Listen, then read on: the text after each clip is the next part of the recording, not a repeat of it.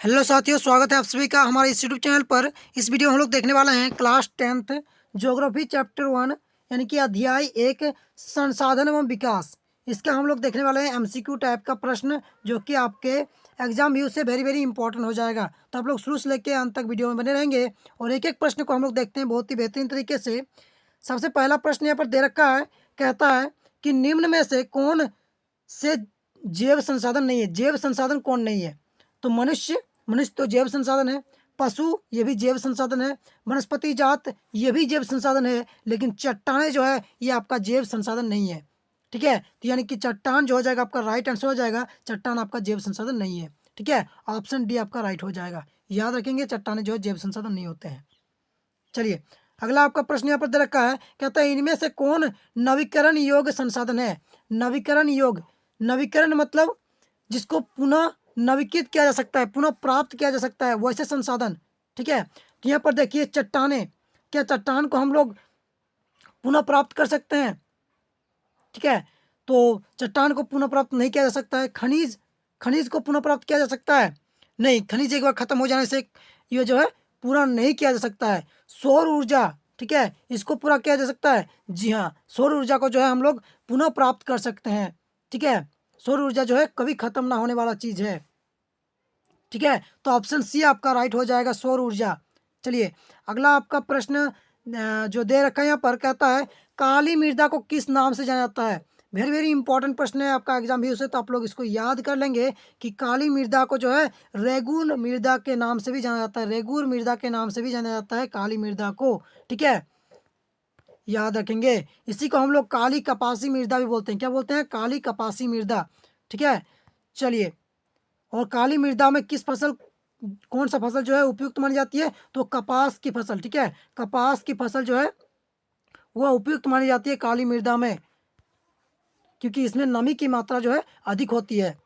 ठीक है, चलिए, अगला आपका प्रश्न पूछा जाता है यहाँ पर, कहता है नई जलोढ़ मृदा को क्या कहा जाता है। वेरी वेरी इंपॉर्टेंट प्रश्न है यहाँ पर। यह पूछा जा रहा है कि नई जलोढ़ मृदा को क्या कहा जाता है। तो नई जलोढ़ मृदा जो होता है उसको हम लोग खादर कहते हैं। ठीक है, और जो पुरानी जलोढ़ मृदा होता है उसको हम लोग भांगर कहते हैं। ठीक है, जलोढ़ मृदा के दो प्रकार हैं। जलोढ़ मृदा के दो प्रकार है। ठीक है, एक होती है खादर और एक होता है भांगर। याद रखेंगे, खादर और भांगर दो प्रकार की जलोढ़ मृदा हैं।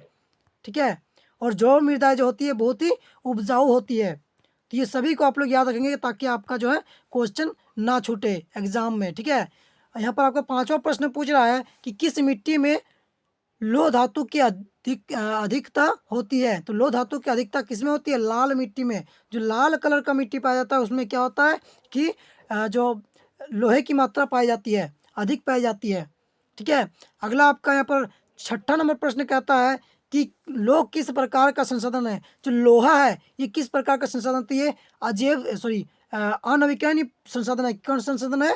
अनवीकरणीय संसाधन है। ये जो है खत्म होने वाला संसाधन है।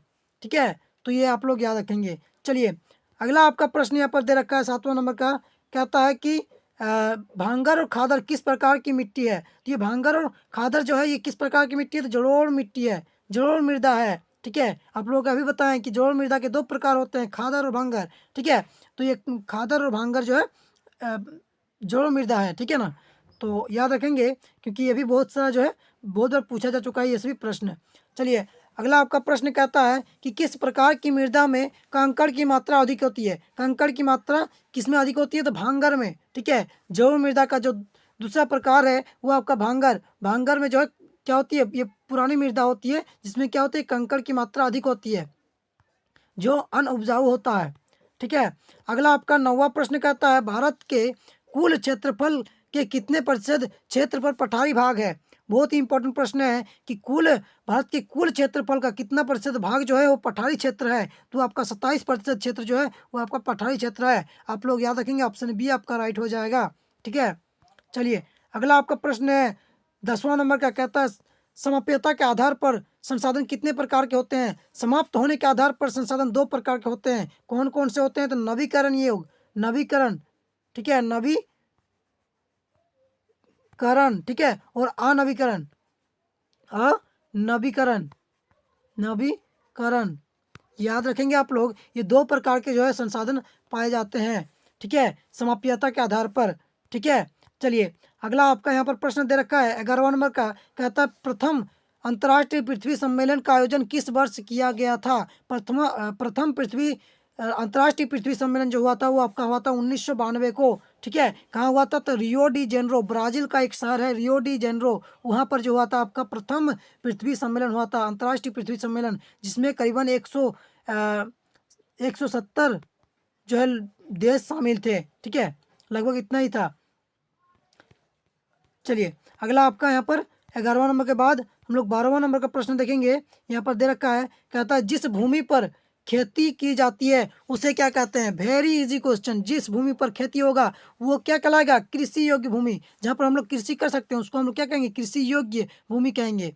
चलिए अगला आपका यहाँ पर अति लघु उत्तरीय प्रश्न है, इसको हम लोग देख लेते हैं, जो कि आपके 1 नंबर या 2 नंबर का क्वेश्चन में बहुत ही इंपॉर्टेंट हो जाएगा। कहता है मानव निर्मित संसाधनों के 5 उदाहरण दे। बहुत बार ये सब क्वेश्चन जो है ये क्वेश्चन पूछा जा चुका है। ठीक है, मानव निर्मित संसाधन के 5 उदाहरण क्या क्या हो जाएगा, बहुत सारा हो जाएगा। उद्योग हो जाएगा, मशीन हो जाएगा, मकान हो जाएगा, बांध हो जाएगा, परिवहन हो जाएगा, ये ऐसे ही बहुत सारे साधन जो हो जाएगा वो मानव निर्मित संसाधन हो जाएगा। कुर्सी, चेयर, टेबल जितना भी है, ठीक है, ये सभी जो हो जाएगा वो आपका क्या हो जाएगा, मानव निर्मित संसाधन हो जाएगा। ठीक है, अगला आपके यहाँ पर प्रश्न देख सकते हैं 14 नंबर का प्रश्न कहता है कि जलोढ़ मृदा किसे कहा जाता है। जलोढ़ मृदा जो है ये किसे कहा जाता है, तो ये आपको कहा जाता है नदियों द्वारा जो लाया जाता है। जो मृदा नदियों द्वारा लाए गए निक्षेपों कचरा से वो मृदा जो है कहा जाता है, क्या कहा जाता है, जलोढ़ मृदा कहा जाता है। नदियों द्वारा लाई गई मृदा को जलोढ़ मृदा कहा जाता है। ठीक है, नदियों द्वारा जो अवक्षेप आता है उसको जो है हम लोग क्या कहते हैं, जलोढ़ मृदा कहते हैं। तो आप लोग याद रखेंगे, ये 2 नंबर के प्रश्न के लिए वेरी इंपॉर्टेंट है। ठीक है, अगला आपका 15 नंबर का प्रश्न कहता है लेटराइट मृदा किस फसल के लिए अधिक उपयुक्त है। जो लेटराइट मृदा होती है ये किस फसल के लिए उपयुक्त होती है, तो काजू के फसल के लिए उपयुक्त मानी जाती है। क्या, लेटराइट मृदा, याद रखेंगे, बहुत ही इंपॉर्टेंट प्रश्न है। यहाँ पर पूछा जाता है कि आयु के आधार पर जलोढ़ मृदा कितने प्रकार के होते हैं। आयु के आधार पर आप लोग के अभी हम बताएं कि आयु के आधार पर जलोढ़ मृदा जो होता है वो 2 प्रकार के होते हैं, एक होता है खादर और एक होता है भांगर। खादर जो होता है वो नया जलोढ़ मृदा होता है, भांगर जो होता है वो पुराना होता है। खादर जो होता है बहुत उपजाऊ होता है, भांगर जो होता है वो अन उपजाऊ होता है, उसमें जो है कृषि योग्य भूमि नहीं होता है वो। ठीक है, अगला आपका 17वां नंबर का प्रश्न है, कहता है काली मृदा किस फसल के लिए काली मृदा जो है किस फसल की खेती के लिए उपयुक्त मानी जाती है। काली मृदा जो है किस फसल के लिए उपयुक्त मानी जाती है, तो अभी आप लोगों को बताएं हम कि काली मृदा में जो है कपास की खेती के लिए जो है उपयुक्त मानी जाती है। ठीक है, चलिए अगला आपका हम प्रश्न देख लेते हैं 18वां नंबर का प्रश्न, जो कि आप लोगों के 2 नंबर की क्वेश्चन के लिए बहुत ही इंपॉर्टेंट है। कहता है राष्ट्रीय वन नीति 1952 के द्वारा निर्धारित कितने प्रतिशत भौगोलिक क्षेत्र में वन होना आवश्यक है। तो ये आपका राष्ट्रीय वन नीति 1952 के अनुसार 33% भौगोलिक क्षेत्र में वन होना आवश्यक है। ठीक है, 33% जो है क्षेत्र पर वन होना आवश्यक है, ये राष्ट्रीय वन नीति के अनुसार कहा गया है कि 33% वन जो है होना चाहिए। ठीक है, तो ये था आपका कुछ लघु उत्तरीय प्रश्न और बहुविकल्पीय प्रश्न। तो ये सभी आप लोग याद कर लेंगे ताकि आप लोगों का जो है एग्जाम में एक भी क्वेश्चन ना छूटे। ठीक है, और मिलते हैं अगले वीडियो में, और इसी प्रकार के वीडियो पाने के लिए आप लोग हमारे चैनल को सब्सक्राइब कर लेंगे और नोटिफिकेशन कॉल कर लेंगे, ताकि सभी चैप्टर का जो है चैप्टर वाइज आप लोगों को कराया जा सके सभी का क्वेश्चन। ठीक है, आंसर।